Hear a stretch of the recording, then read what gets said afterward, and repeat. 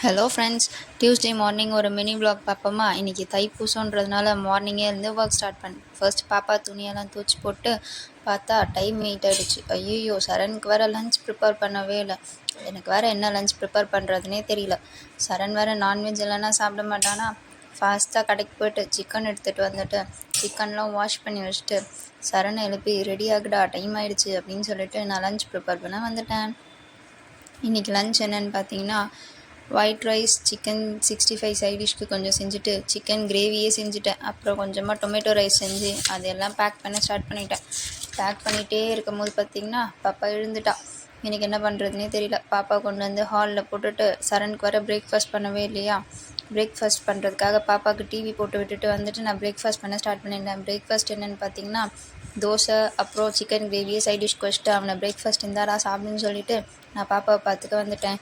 இன்றைக்கி vlog எப்படி போச்சுன்னு ஈவினிங் vlogல பார்க்கலாம்.